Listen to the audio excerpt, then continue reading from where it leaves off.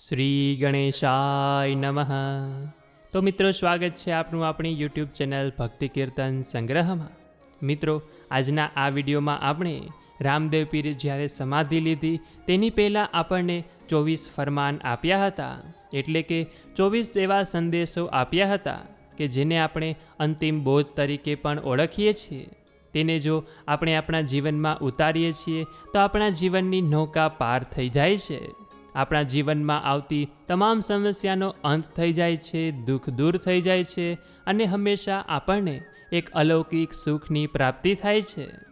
વિક્રમ સંવત 1515ની ભાદ્રપદ સુદની 11ના ગુરુવારે જ્યારે ભગવાન શ્રી રામદેવજીએ મહાસમાધિમાં પ્રવેશ કર્યો હતો ત્યારે તેમણે આ 24 ફરમાન કહ્યા હતા.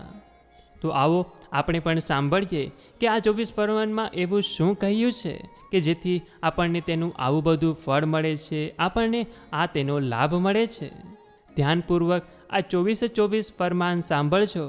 જો કદાચ તમને કોઈ એક લીટી પણ યાદ રહી જશે અને તમારા મનમાં ઉતરી જશે તો તેનાથી આપના કેટલાય દુઃખો દૂર થઈ જશે.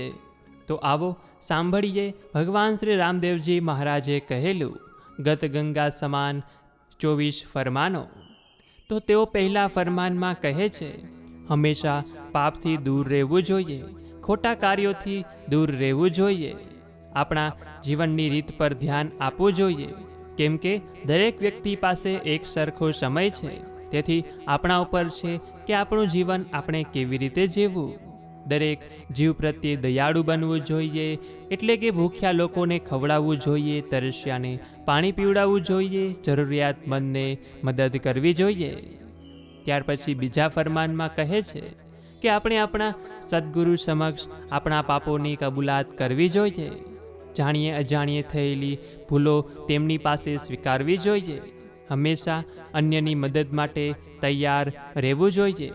અને ખાસ એ યાદ રાખો કે આ જીવન ખૂબ જ ટૂંકું છે, તેથી તમારે ઝડપથી નિર્ણય કરવાનો કે શું સાચું છે, શું ખોટું છે. ત્યાર પછીના ત્રીજા ફરમાનમાં કહે છે કે ગપશપ, ઈર્ષ્યા, પારકી પંચાત, નિંદા, અણગમામાં સામેલ થવું ન જોઈએ. તે આપણને શોભે નહીં. હંમેશા પાઠ, પૂજા, કથા કે પછી કોઈ ભગવાનનું કાર્ય હોય તો તેનું આમંત્રણ સ્વીકારી ઉત્સાહ સાથે તેમાં હાજરી આપવી જોઈએ, તેમાં ભાગ લેવો જોઈએ. અને તેઓ એમ પણ કહે છે કે દરેક જીવની અંદર એક આત્મા છે, દરેક વ્યક્તિની અંદર પરમાત્માનો અંશ છે, તેથી હંમેશા તેની શોધમાં રહેવું જોઈએ.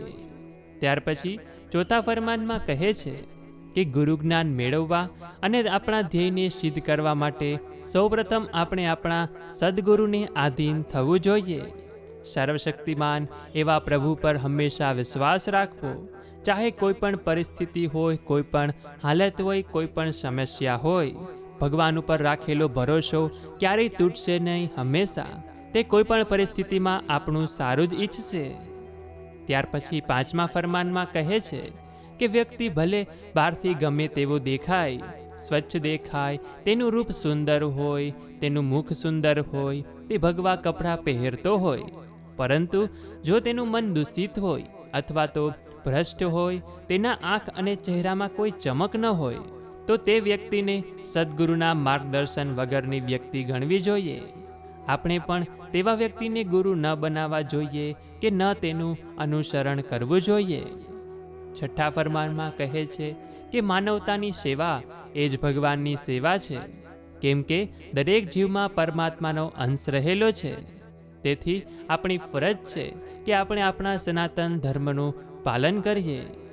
ભૌતિક જગત એટલે કે આ વિશ્વમાં રહેલી વાસના અને આસક્તિનો ત્યાગ કરવો જોઈએ અને સાથે સાથે આપણા સનાતન ધર્મના સિદ્ધાંતોને અનુસરવો જોઈએ.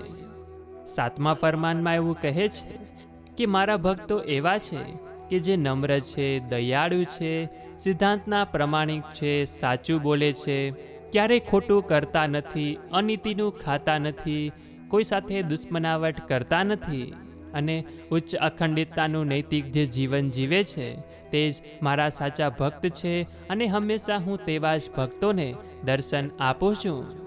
આઠમા ફરમાનમાં કહે છે કે હંમેશા માતા, પિતા અને ગુરુની સેવા કરવામાં તૈયાર રહેવું જોઈએ.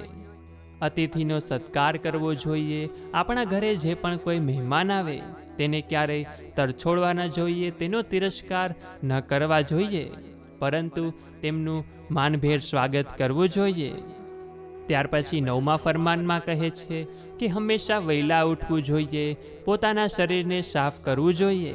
સાથે સાથે આપણું મન જો મેલું હોય તો તેને પણ શુદ્ધ કરવું જોઈએ. દૈનિક કાર્યોને હાથ ધરતા પહેલાં સંપૂર્ણ એકાગ્રતાથી ભગવાનને પ્રાર્થના કરવાની અને ત્યાર પછી આપણા નિત્ય કાર્યોની શરૂઆત કરવી જોઈએ. 10મા ફરમાનમાં કહે છે કે જ્યારે પણ આપ પ્રભુનું ધ્યાન કરવા બેસો છો, પ્રભુના નામનું જાપ કરવા બેસો છો, ત્યારે કોઈ એક શાંત જગ્યા પર શાંતિથી બેસવું જોઈએ અને સાચા હૃદયથી, સાચા મનથી ભગવાનના નામનું સ્મરણ કરવું જોઈએ. અને ત્યારે જ તમારી અંદર રહેલા પરમાત્માને અંશને આપ ઓળખી શકશો. અને પ્રભુનું નામ જપતા પહેલાં શરીરની તમામ ઇન્દ્રિયોને નિયંત્રણમાં રાખવી જોઈએ.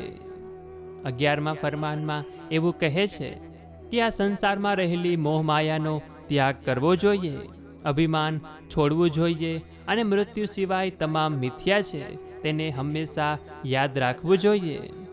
અગર જો પ્રેમ કરવો હોય તો પ્રભુને પ્રેમ કરવો. તેનો પ્રેમ ક્યારેય દગો આપશે નહીં, તે ક્યારેય આપણી સાથે ખોટું કરશે નહીં. સુખ દુઃખની વાત કરવી હોય તો તે પ્રભુને કરવાની. ત્યાર પછી 12મા ફરમાનમાં કહે છે કે આપણી પાસે જેટલી સંપત્તિ હોય, જેટલું ધન હોય તે પ્રમાણે તેને વાપરવું જોઈએ. ક્યારેય પણ સંપત્તિની લાલચ ન રાખવી, ક્યારેય પણ પૈસાની પાછળ ભાગવું નહીં કે પછી ક્યારેય જરૂરિયાત વસ્તુમાં લોભ કરવો ન જોઈએ. કોઈ ઉચ્ચ સ્થાન મેળવવા માટે પણ ક્યારેય લોભ ન રાખવો, લાલચ ન રાખવી. આપણને જે મળ્યું છે તેમાં સંતોષ રાખવો, કેમ કે ભગવાને આપણને જે સ્થાન આપ્યું છે તે આપણા કર્મો મુજબ જ આપ્યું છે. તેથી આપણને જે મળ્યું છે, આપણે જ્યાં છીએ તેમાં સંતોષ રાખવો જોઈએ કે જેથી કરીને તમારી તમામ સમસ્યાનો અંત આવી જશે. ત્યાર પછી 13મા ફરમાનમાં કહે છે કે હંમેશા ઉચ્ચ નૈતિક મૂલ્યો સાથે આપણા વિચારોને શુદ્ધ રાખવાના અને તે મુજબ જ કાર્ય કરવું જોઈએ. કોઈ પણ કાર્યની શરૂઆત કરતાં પહેલાં 10 વખત વિચારવું. કેમ કે એક વખત બોલાઈ ગયા પછી, એક વખત તે કાર્ય કર્યા પછી તે ફરી પાછું સુધરશે નહીં. ધનુષમાંથી છૂટેલું બાણ ક્યારેય પાછું આવતું નથી. સર્વશક્તિમાન એવા ભગવાનમાં સંપૂર્ણ શ્રદ્ધા રાખવી જોઈએ અને એકદમ આનંદદાયક જીવન જીવવું જોઈએ. કેમ કે આ માનવ અવતાર એ 84 લાખ ફેરા ફરીને મળે છે. આપણા કોઈ સારા કાર્યો કર્યા હશે ત્યારે આપણને આ માનવ અવતાર મળ્યો છે. ત્યાર પછી 14મા ફરમાનમાં કહે છે કે ગરીબો અને જરૂરિયાતમંદ વ્યક્તિ પ્રત્યે સહાનુભૂતિ રાખવી જોઈએ. હંમેશા તેમની મદદ કરવા માટે તૈયાર રહેવું જોઈએ. આપણી ક્ષમતા અનુસાર આપણાથી જે પણ કંઈ થઈ શકે તે તેમના માટે કરવું જોઈએ. રામદેવ પીર આવા ભક્તોને યાદ રાખે છે અને હંમેશા તેના હૃદયની નજીક રાખે છે.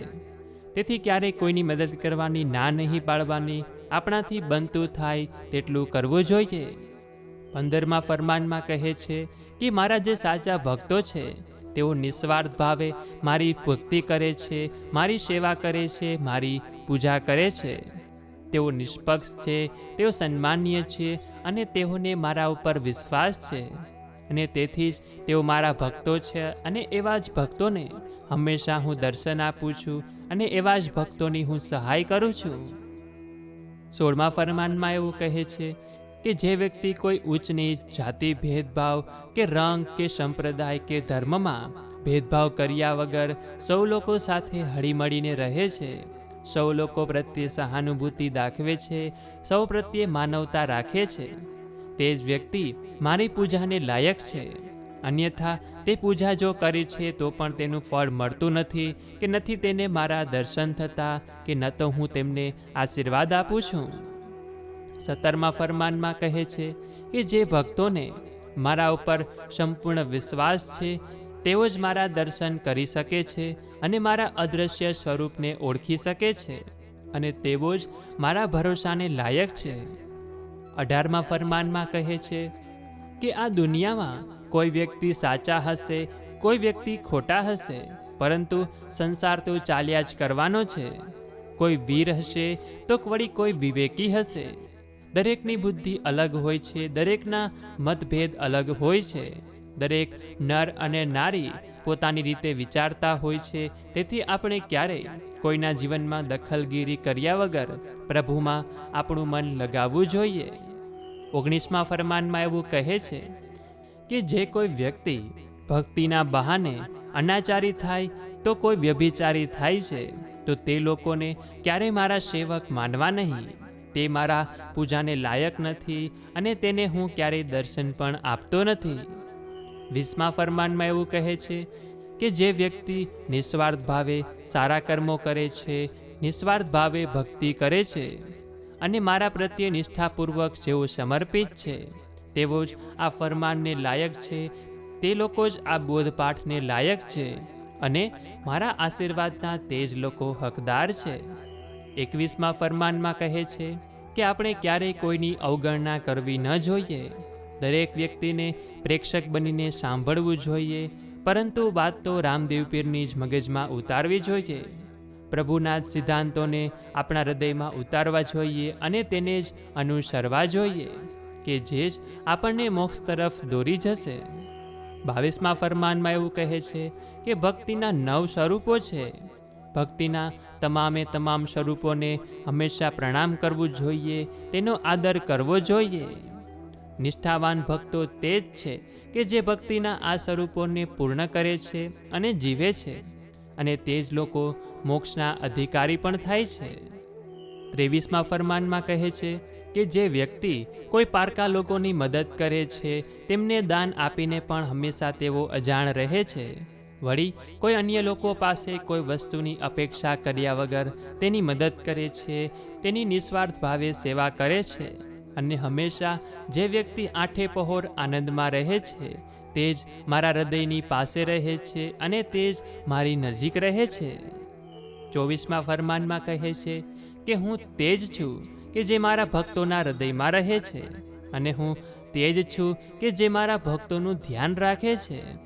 તેથી દરેક વ્યક્તિએ દરેક જીવનું ધ્યાન રાખવું જોઈએ, કેમ કે ભગવાન બ્રહ્માંડમાં ધર્મરક્ષા માટે વિવિધ સ્વરૂપોમાં પુનર્જન્મ લેતા જ રહે છે અને અધર્મનો વિનાશ કરી ધર્મની પુનર્સ્થાપના કરે છે.